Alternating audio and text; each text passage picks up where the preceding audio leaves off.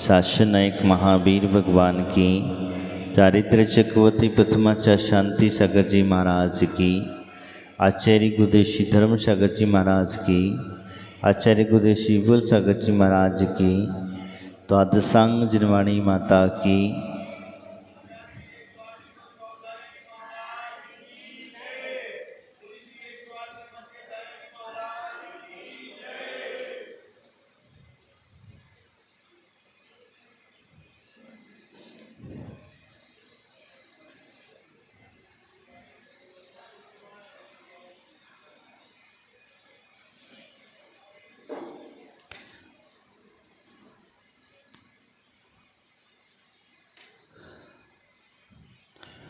कल अपन चर्चा कर रहे थे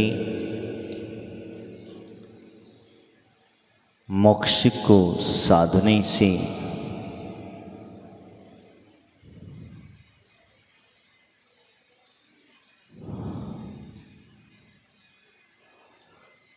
मोक्ष अत्यंत साध्य है नहीं है, योग्य साधना है। मोक्ष के साधने के लिए हमें योग साधना आदि की आवश्यकता पड़ती है। ऐसा यहाँ कल हम चर्चा कर रहे थे। पृथ्वी जल अग्नि 5 भूतों से 4 भूतों से उत्पन्न हुआ निर्माण को प्राप्ति के लिए प्रयत्न की जरूरत नहीं पड़ती है। आदि माध्यम से कह रहे थे कि अगर हमें आत्मा को जान लिया है, समझ लिया है, तो योग की साधना के साथ में हमें उस परम पिता परमात्मा को प्राप्त करने में शक्ति मिलती है। और एक ऐसी शक्ति जिससे हमें कोई प्रकार का कष्ट नहीं हुआ करता है। आगे इन्हीं भावों को आगे बढ़ाते हुए कहते हैं कि शारीरिक नष्ट होते हुए भी ज्ञानी का दुखी नहीं होता।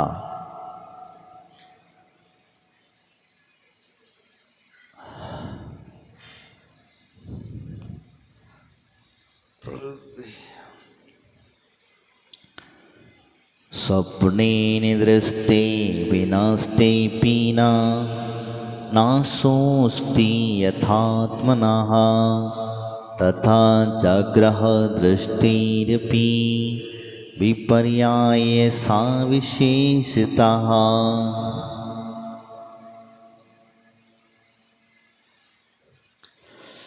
कहते हैं कि जैसे स्वप्न में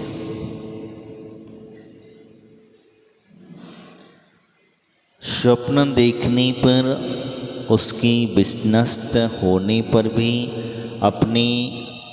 अपना विनाश नहीं होता, उसी प्रकार से जागृत अवस्था में भी शरीर आदि का विनाश देखने पर भी अपना विनाश नहीं होता, क्योंकि विरोध तो दोनों में भी है। वो कहते हैं कि स्वप्न जब देखने के पश्चात वो नष्ट हो जाता है, यानी कि हम जाग जाते हैं। स्वप्न देखते कब हैं? जब हम सोए हुए रहते हैं। और सोए कहने का मतलब होता है अर्ध निद्रा, पूर्ण निद्रा नहीं होती है, गहरी निद्रा नहीं होती है, अर्ध निद्रा होती है, हल्की फुल्की निद्रा हम जिसको कहते हैं। उस निद्रा में हम लोगों को स्वप्न जल्दी से दिख जाया करते हैं। और स्वप्न जब दिखते हैं तो दिखने के पीछे 2 रीज़न होते हैं। एक स्वाभाविकता से आने वाली घटनाओं के संकेत हमें उस समय से मिल जाते हैं। दूसरा एक और होता है कि जो हम दिन भर सोचते हैं, दिन भर हम जो सोचते हैं और दिन भर सोचने से जो हमारा कार्य पूर्ण नहीं हो पाता है, उसके माध्यम से भी स्वप्न आ जाया करते हैं। अब इसमें स्वप्न की जब बात आती है तो स्वप्न कब आए वाले और कैसे आए हैं, इसके ऊपर डिपेंड होता है।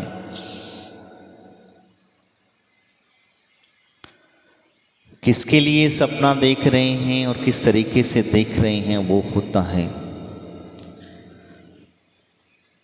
स्वप्न देखने के पश्चात उसका अर्थ खोजने में हम लग जाते हैं। और अर्थ जब समझ में नहीं आता है तो फिर हम किसी से पूछते हैं, लेकिन अगर वही अर्थ किसी ने कह दिया आपके अच्छे के लिए, अच्छा अर्थ बता दिया, शुभ स्वप्न का फल बता दिया, तो फिर आप कहते हैं बड़े आनंदित हो जाते हैं। लेकिन वो आनंद बस उसी क्षण का है, इससे ऊपर नहीं है, उससे ज़्यादा नहीं है। यहाँ वही संबोधित करते हुए कह रहे हैं कि स्वप्न के देखने पर भी वो विनष्ट हो जाता है, तुरंत आँख खुली सपना नष्ट हो गया। तो जो आत्मज्ञानी व्यक्ति होता है, वो आत्मज्ञानी व्यक्ति अपने शरीर को अपनी आँखों के सामने नष्ट हुआ देखता है, शरीर को क्षीण होता हुआ देखता है, शरीर का विनाश होते हुए देखता है।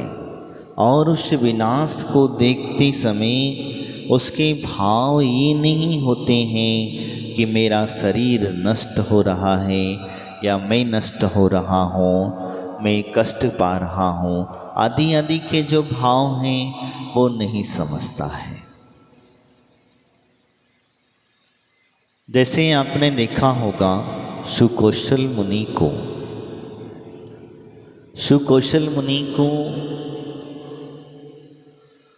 जब वह चालनी, जो उसकी माँ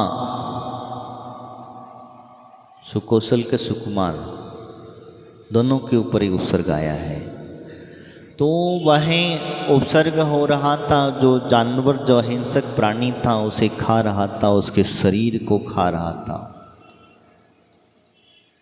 और शरीर को कष्ट दे रहा था। लेकिन शरीर को कष्ट देते देते उनके मन में कतई भी ये विचार नहीं था कि मेरे शरीर को कष्ट हो रहा है। वो अपनी आंखों से देख रहे थे, मन की आंखों से देख रहे थे, वो समझ रहे थे कि देखो मेरा शरीर को छिन्न भिन्न किया जा रहा है। लेकिन वो अपनी अंतस्य आत्मा की यात्रा पर थे, क्योंकि उन्हें पता था कि मेरी आत्मा का कोई भी खा नहीं सकता, इसे कोई जला नहीं सकता, इसी कोई किसी प्रकार की पीड़ा नहीं दे सकता।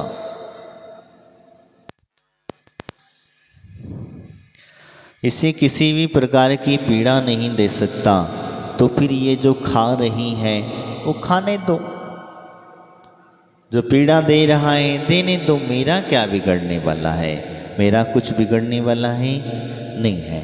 तो ठीक है, आपका भी कुछ बिगड़ेगा नहीं, बस थोड़े से मच्छरों से खा लेने देना। क्या हुआ, क्या बिगड़ने वाला है, इस शरीर का कुछ बिगड़ने वाला है। और बिगड़ भी जाए मान के चलो, उसके जैसा तो नहीं खाया, सुकौशल सुकुमार जैसा तो नहीं खा रहा कोई। क्या हो रहा है, खा रहा है, उसके जैसा तो नहीं खा रहा, शरीर तो कहीं जाने वाला नहीं है। और आत्मा के ऊपर अगर ध्यान है उसका, तो शरीर में खा रहा है, खा ले भी, तेरी इच्छा है तू भी पूरी कर। तेरे कभी कभी कष्ट दिया होगा, तू आज हमें कष्ट दे रहा। तो यानी कि वो जो सयालनी आदि थी वो कष्ट क्यों दिए, उन्होंने क्यों उनको सुकुमार और सुकौशल को कष्ट दिया। कष्ट देने का कारण यही है कि उन्होंने जो पूर्व में कर्म बांधा था,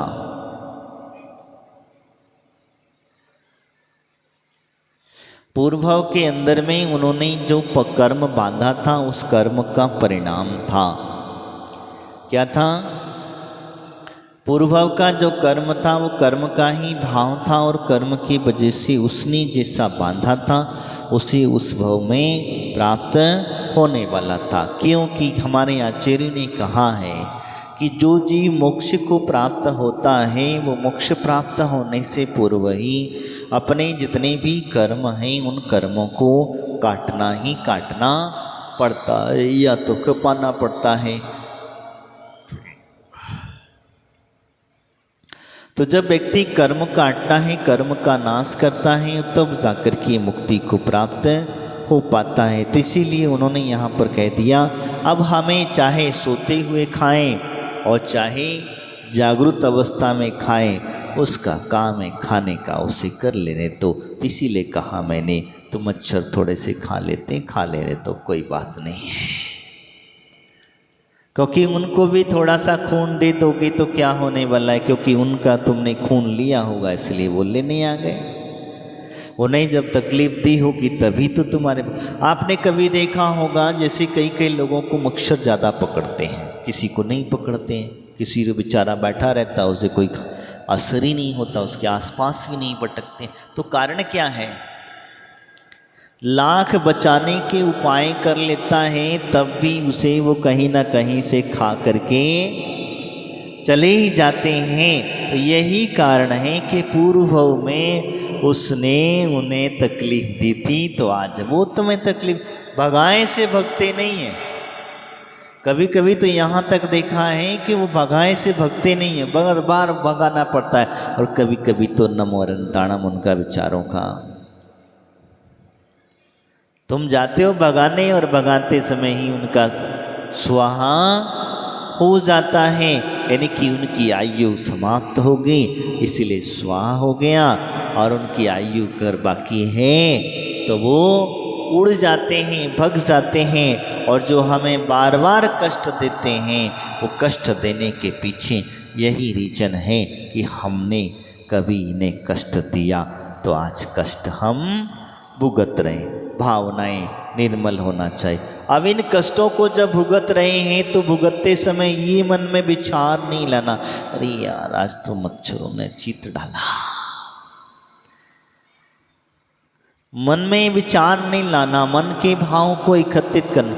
वहाँ तो ये विचार करना चाहिए कि उनका कर्जा था, आज उन्होंने पटा दिया, अब हमारा कर्जा फिट गया है, अब हम कर्जे से मुक्त हो गए हैं। तो हम जब कर्जे से मुक्त हो जाएंगे तो फिर आगे चल कर के हम इनसे बच जाएंगे। कोशिश संभवतः सहन करना चाहिए, सहन करना चाहिए। ऐसा नहीं है हम हमेशा उनसे बचाव का मार्ग ढूंढते हैं, उन्हें मारने का मार्ग ढूंढते हैं। नहीं, संभव कोशिश ये करो कि हम उसे सहन कर सकें, क्योंकि ये भी एक प्रकार का परिचय है। और परिचय अगर जीतेंगे तो आपके कर्म की निर्जरा जल्दी हो जाएगी, कर्मोदय में आकर के हो जाएगी। तो मैं आपसे चर्चा कर रहा था, अवस्था कोई भी है, शरीर को नष्ट करने की अवस्था कह रहे हैं। तो ज्ञानी जब होता है, ज्ञानी के चाहे वो स्वप्न अवस्था में हो और चाहे वो जागृत अवस्था में हो। तो जागृत अवस्था में तो आप देखते होंगे मुनिराजों को देखते हैं, जो मुनिराज हमारे सल्लेखना आदि लेते हैं, अपने जीते जी अपने शरीर का त्याग करने लग जाते हैं, जागृत अवस्था में रहते हैं। अब शरीर में पीड़ा हो, शरीर में दुख हो, शरीर में ऐंठन हो, कुछ भी हो, बस शांत भाव से उसे क्या करते हैं, सहन करते हैं। और वो सहन करने का ही फल होता है कि वो स्वर्ग में ऊंचाई वाले देव बना करते हैं। लेकिन सहन कौन करेगा? जिसे शरीर से मोह है वो तो नहीं कर पाएगा। कर पाएगा क्या? हाँ, जिसे शरीर से मोह है, अगर उससे कहा जाए कि आज तुमको उपवास करना है, आज तुमको उपवास करना है, तो फिर देखना उसके प्रवचन कितने अच्छे मिलेंगे आपको। इतने अच्छे अच्छे प्रवचन देगा, वो कहेगा नहीं शरीर मेरा बीमार है, मुझे दवा खाना पड़ती है, आदि आदि। वो किस प्रकार से कहता है, बहुत मेहनत करना पड़ती है, भोजन ना देंगे तो मैं रात भर कैसा होगा, आदि आदि। जो अज्ञान भाव होता है, शरीर में जिसका ममत्व भाव होता है, वो व्यक्ति कभी भी, और वही व्यक्ति अगर ज्ञान भाव को प्राप्त हो जाए, अरे शरीर तो रोगों का घर है, इसे जितना भी खिलाओ कोई फर्क पड़ता नहीं है। भूखा रखोगे तब भी कोई फर्क नहीं पड़ेगा, और खिला दोगे तब भी कोई फर्क नहीं पड़ेगा। पीड़ाएं होती रहती, उसका काम वो कर रही, अपना काम अपन करते हैं, तो ऐसे भाव हुआ करते हैं। तो इसीलिए मैंने कहा तो जागृत अवस्था, अब हमें जागृत अवस्था को प्राप्त होता है। तो सन्यासी जो होता है, समाधि जिसके अंदर में ले लेता है, वो व्यक्ति जागृत अवस्था होती है। कौन सी होती है? जागृत अवस्था होती है। और वो जागृत अवस्था में ही इसी प्रकार से कहा, आपने देखा होगा पांडवों को, आपने देखा होगा गज कुमार मुनिराज को, उनके ऊपर तो जलती हुई सिगड़ी धर दी गई। उन मुनिराज के ऊपर तो जलती हुई सिगड़ी ऐसी कैसी धर दी गई कि देखो लो, आप पहन लो, और वो जलती हुई सिगड़ी धर दी गई। तो मुनिराज को कतई भी अपना भान न था, उन्हें तो अपने शरीर से कोई मतलब ही नहीं था, अंतस्य में समेट लिया गया था, अपनी आत्मा में डूबे हुए थे। धरी है, धरी रहने तो उन्होंने कुछ नहीं किया। किया क्या? हाँ, कुछ किया? कुछ नहीं किया। वो प्रति उत्तर तक नहीं दिया, क्योंकि जहाँ प्रति उत्तर दिया वहीं आपने कर्म का बंध किया। जब तक प्रति उत्तर नहीं, और प्रति उत्तर देना ही हमें नहीं, क्योंकि हमें और नए कर्म नहीं बांधना है। नए कर्म जिसको बांधना होता है वो प्रति उत्तर देता है, और जिसे नए कर्म नहीं बांधना होता है वो किसी भी कार्य का प्रति उत्तर नहीं देता। अगर कोई गाली दे रहा है तो देता रहे, अपना मौन साधना, मन अपने अपने मस्त रहता है। चिल्ला कहता ना, देता रहे देता रहे। कितने दिन तक देगा? कितने समय तक देगा? कितने समय तक देगा? 10 मिनट, 15 मिनट, 20 मिनट। अरे पागल, अरे इसको कुछ भी कहो, निर्लज्ज है, इसको कुछ भी सुनाई, काम खत्म। कितना हुआ? और जहीं तुमने अगर वापस उसको रिटर्न जवाब दे दिया तो रिटर्न जवाब दिया तो हमने वह जो व्यक्ति गाली दे रहा था वो व्यक्ति एक गाली नहीं देगा, फिर और गाली, तुमने इधर जवाब दिया, उसने इधर से फिर जवाब दिया, इधर से तुमने जवाब, उधर से उसने। इस प्रकार से जो है द्वंद्व चलते रहता है। दो के बीच में जो द्वंद्व है वो लड़ाई और ज़्यादा तीक्ष्ण हो जाया करती है। तो इसीलिए हमारे आचार्य ने कहा तो हमें उस द्वंद्व से बचना है। अब इसी के लिए कहा तीर्थंकर भगवान हैं, तीर्थंकरों ने जब अंत में निर्माण को प्राप्त हुए तो जागृत अवस्था में ही तो हुए। उनके जैसा जागृत तो कोई था ही नहीं। उन्होंने तो 5वां ज्ञान प्राप्त कर लिया था, और 5वां ज्ञान प्राप्त करने के पश्चात उन्होंने अपने शरीर से ममत्व भाव हटा करके अंतिम समय में, जिसको कहते हैं ज्ञानी के कर्म क्षणमाही झरीरे, तो कहते हैं कि वास्तविकता जो उनका जो ज्ञान था मात्र 5 अक्षरों का उच्चारण करने मात्र में उन्हें सिद्धिशिला प्राप्त हो जाती है। और सिद्धिशिला प्राप्त होती है तो उसी समय पर उनका शरीर भी कपूर की माफिक उड़ता है कि नहीं उड़ता? उड़ता है ना, यही कारण होता है। तो ऐसे कई उदाहरण हमारे अंदर में हैं, हमारे शरीर, हमारे मुनिराजों के हैं, कई महापुरुषों के हैं। तो इसीलिए उन्होंने यहाँ पर कहा तो जागृत अवस्था को प्राप्त होना ये सबसे बड़ी बात है, यानी कि आंखें खुली रखना। इसीलिए तो खास कर कहा गया है कि हमारे तीर्थंकर भगवंत जो होते हैं, मोक्षगामी जीव जो होते हैं, उनकी आंखें कभी भी बंद, उनकी आंखें जो होती हैं वो कभी भी बंद नहीं होती। और जब ध्यान भी करेंगे तब भी आंखें खुली हैं। बैठ अपने कोई भी क्रिया तो आंखें उनकी कभी भी बंद नहीं होती। इसीलिए कहा गया जागृत अवस्था, क्योंकि आंखें बंद हुई तो निद्रा देवी आ जाती है पकड़ने के लिए। क्या होता है? आंखें बंद हुई कि निद्रा देवी आ जाती है। और निद्रा देवी जब आती कब है? जब आप बिल्कुल रिलैक्स हो जाते हो, बिल्कुल हल्के फुल्के हो जाते हो, सारी टेंशनों से मुक्त हो जाते, अपने आप को जब शांत महसूस करते हो तभी जाकर के निद्रा आती है, नहीं तो निद्रा नहीं आती। अगर आपके मन में कोई विकल्प चल रहा है, चिंताएं चल रही हैं, ज़्यादा टेंशनें चल रही हैं, तो फिर आपको निद्रा देवी कोशिश करने, लाख कोशिश करते हैं हम लोग जो हैं वो नींद आ जाए, आवाज़ आए नहीं है। और कई लोग तो हमने यहाँ तक देखा है कि निद्रा की गोलियाँ खाते हैं, नींद की गोलियाँ खाते हैं ना। नींद की गोलियाँ क्या होती हैं, आपने कभी देखा है? वो नींद की गोलियाँ एक प्रकार का नशीला पदार्थ है। जितनी भी नींद की गोलियां हम लोग खाते हैं एक तरीके का नशीला पदार्थ है। वो नशीला पदार्थ ऐसा नशीला पदार्थ है, बस उसको प्रोसेस करके कम मात्रा में आपको दिया जाता है। जिसको जैसा सहन होता है उसे उसी मात्रा में दिया जाता है। तो इसीलिए खास करके कहा जाता है कि जब कभी भी आपको अगर ऐसी तकलीफ़ हो तो आप कभी भी ऐसी गोलियों का उपयोग नहीं करना, क्योंकि अगर करोगे तो फिर आदत पड़ जाती। जैसे आपने कभी देखा होगा गुटखा खाने वाला, बीड़ी सिगरेट पीने वाला, इनको आदतें कैसे लगती पता है आपको?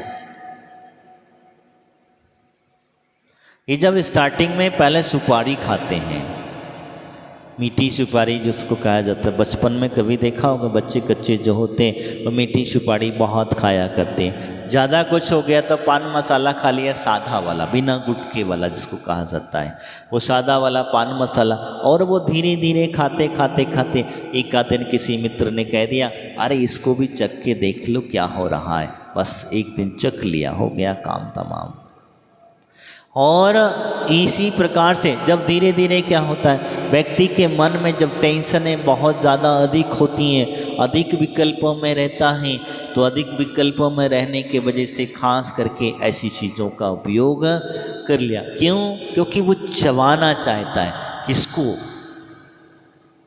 वो गुटखा नहीं चबा रहा है,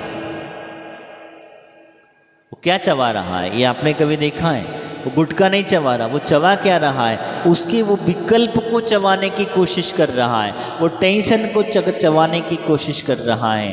तो यानी कि इसी वजह से वो गुटखा खाने की उसे आदत पड़ जाया करती है। कभी कभी इस प्रकार से होता है, तो इसीलिए ये नुकसानदायक हुआ करता है। कभी भी नशीले पदार्थों का उपयोग हमें नहीं करना चाहिए। इसके साथ में एक पेन किलर आता है, पेन किलर भी आता है। पेन किलर के अंदर में भी नशीली पदार्थ है, क्योंकि जब तक उसका असर हमारे अंदर में रहता है तब तक हम उसे नशे के अंदर में धुत रहते हैं। और जब नशे के अंदर में धुत रहते हैं तो धीरे धीरे करके हम उसमें डूबे रहते हैं। और डूब करके जैसे ही उसका नशा खत्म हुआ, नशा खत्म हुआ उसका, और वैसे ही हमारा दर्द क्या हुआ? दर्द चालू हो गया। तो इसी प्रकार से तो ये ऐसी दवाइयाँ हैं, इन दवाइयों से कभी भी हमें उपयोग में नहीं लाना चाहिए। अगर हम इनकी आदत पड़ जाती है तो फिर इनकी छूटना मुश्किल हो जाती। तो मैं कह रहा था जागृत अवस्था, हमें जागते रहना चाहिए। अब किससे जागना है? यहाँ जब कहते हैं किससे जागना है, तो हमें अपने कर्मों से जागना है, हमें अपने कार्य से जागना है। मैं जो कर्म कर रहा हूँ ये कर्म का फल क्या है, ये मुझे जानना चाहिए। जागृत अवस्था जो कह रहे, दूसरों के लिए ज्ञान नहीं अर्जन करना है, ज्ञान तो स्वयं के लिए करना है।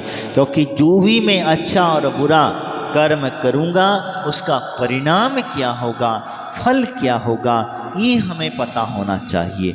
और जब फल पता रहेगा तो फिर आप वो कार्य करोगे क्या? अगर आपको पता चल जाए कि आगे जाकर के एक खड्डा है, आगे जाकर के रास्ता ख़त्म होने वाला है, तो क्या आप उस रास्ते पर चलोगे? नहीं। लेकिन तुम तो बड़े होशियार आदमी हो, कहते हम पुल बना लेंगे, आगे निकल जाएंगे।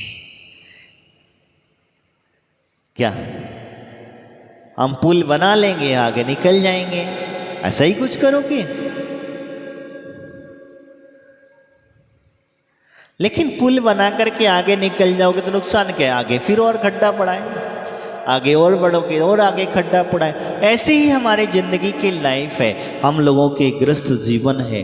ज़िंदगी में हमें समय समय पर एक संबोधन दिया जाता है, समय समय पर एक सावधानी रखी जाती है, और सावधानी जब आती है तो हमारे अंदर में कोई दुख आता है, कोई पीड़ा आती है, कोई कष्ट आता है, कोई परेशानियाँ आती हैं, तो इनको देख करके घबराना नहीं। आप कभी मोक्ष मार्ग पर चलते हैं तो चलते समय कहीं आपको कष्ट पाते हैं, कहीं दुख आता है, कहीं कोई परेशानी, तो कर्म का उदय समझ करके छोड़ देना। अगर आपने उसको पकड़ करके बैठ गए, अरे मुझे फलाने व्यक्ति ने बहुत दुख दिया, फलाने व्यक्ति ने मुझे बहुत कष्ट दिया, मुझे व्यक्ति ने बहुत पीड़ा दी, अब तुम उस व्यक्ति को बार बार याद करते रहोगे, तो याद करने से कुछ फ़ायदा होने वाला है क्या? नहीं है। अब हुदिया सुदिया, उसने उसका काम था उसने कर लिया, मैं क्यों पकड़ करके बैठा? मेरा तो कुछ बिगड़ा क्या तुम्हारा? कुछ नहीं बिगड़ा। जब तुम्हारा कुछ बिगड़ा नहीं है तो फिर बिगड़ा के कहने का मतलब आपने कष्ट दिया, किसको दिया? शरीर को दिया। दे लो भैया जितना देना है। तो अरे शरीर ने तुमको कष्ट दिया था, तुमने मेरी आत्मा का कुछ भी नहीं होता है। तो इसी अवस्था से का तो हमें जागरूक रहना चाहिए, हर क्षेत्र में जागरूक रहना चाहिए। और जो व्यक्ति जागरूक रहता है वही व्यक्ति ही अपनी मंजिल को प्राप्त कर पाता है, मुक्ति को प्राप्त कर पाता है। जो व्यक्ति सो गया,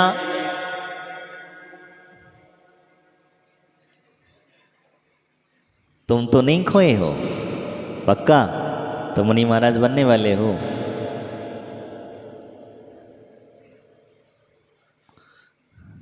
सो गया सो खो गया, यानी कि वास्तविकता ऐसी स्थितियां बन जाती हैं। यानी कि कहते हैं कि जो व्यक्ति कोई भी कार्य में हो, गृहस्थ जीवन में हो, अगर आज से प्रमादी बन गया तो वो खो गया।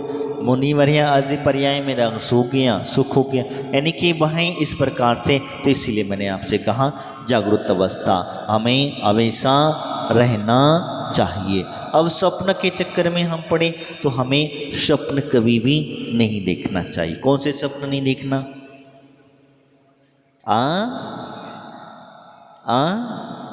कौन से स्वप्न नहीं देखना?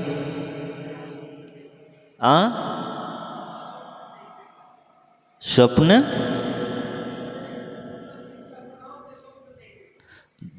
बिना स्वप्न देखे काम कैसे चले बताओ?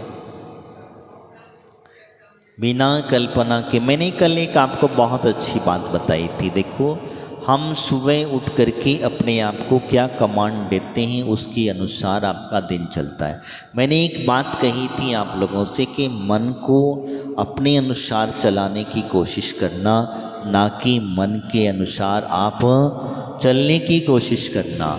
जहाँ जो व्यक्ति मन के अनुसार चलता है तो वो व्यक्ति सपने ही बुनते रहता है। मन के अनुसार चलता है वो व्यक्ति सपने बुनते रहता है, बस सपने सपने सपने सपने ही देखते रहेगा, लेकिन वो कभी साकार नहीं कर पाता है।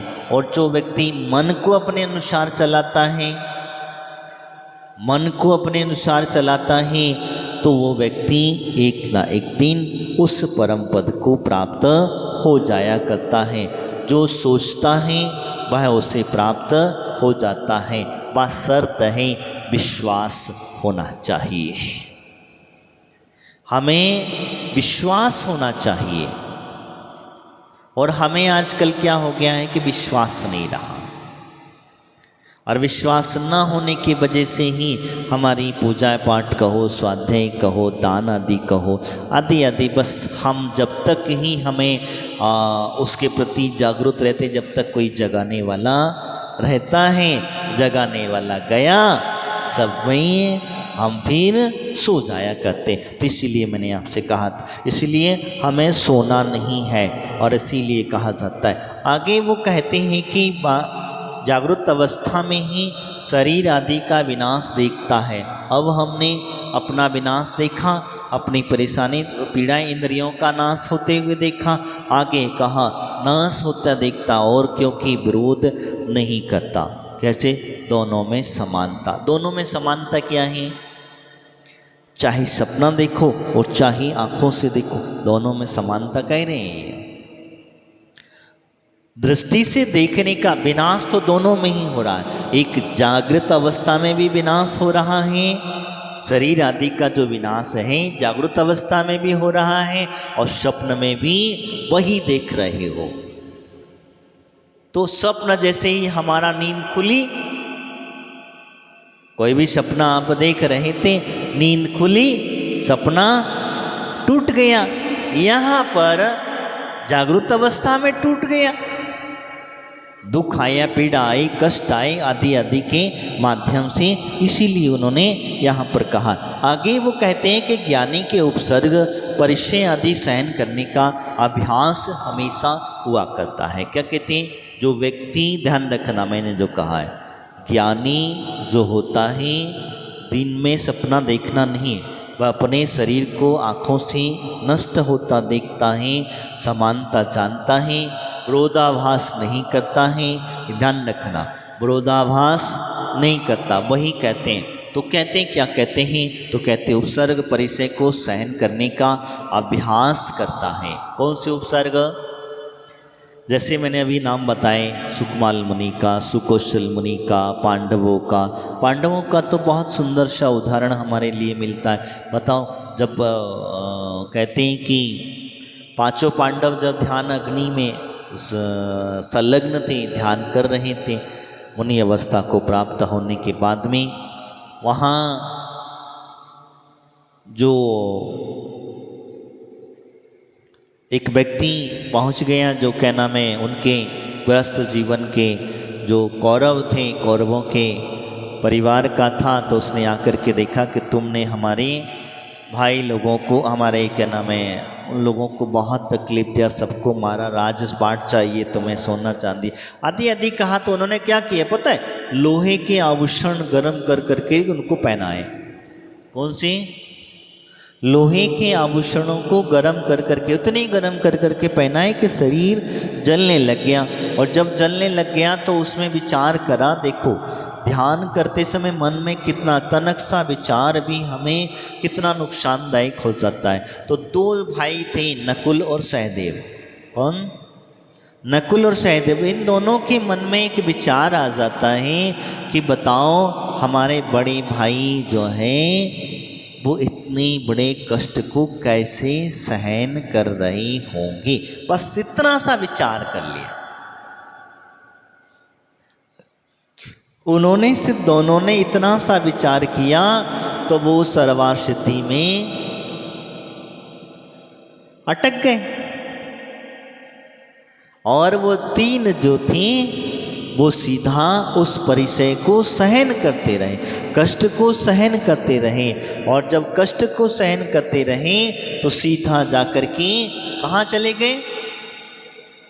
मोक्ष चले गए। तो यानी कि आपके मन में विकल्प आया सो आया, लेकिन वो किसी और के लिए आया हो, चाहे स्वयं के लिए आया हो और चाहे अपने शरीर के लिए आया हो, अगर तनक सावी विकल्प है तो वो आपको बीच में अटका देगा, मोक्ष नहीं जाने देगा।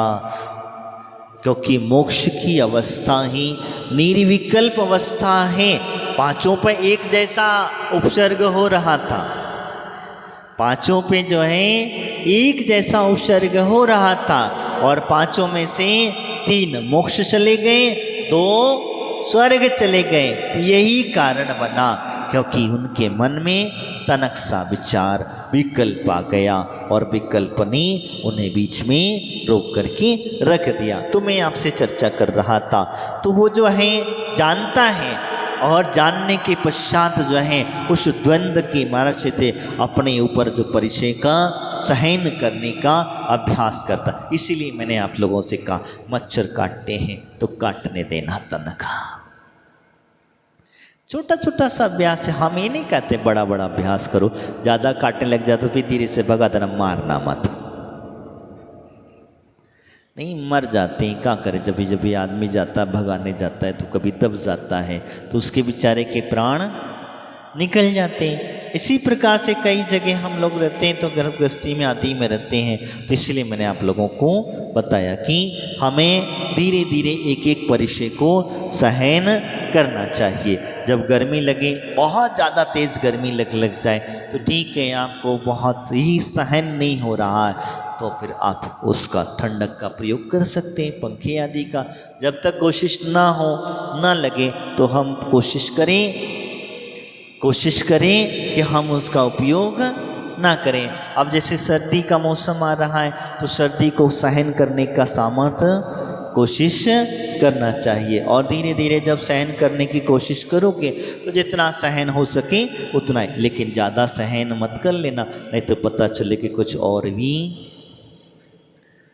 क्या सहन करने के चक्कर। इतना ही सहन करना जितना आपके अंदर में सहन शक्ति है, उससे ज़्यादा मत कर बैठना, क्योंकि कभी कभी ऐसा लोग कर देते हैं तो कभी शक्ति से भी ज़्यादा त्याग कर देते हैं, और शक्ति से ज़्यादा त्याग कर देते हैं तो फिर वह नुकसानदायक हो जाया करता। तो मैं आपसे कह रहा था, ज्ञानी के उपसर्ग आता है, परिश्रम को सहन करता है, उसका अभ्यास करता है। क्या करता है?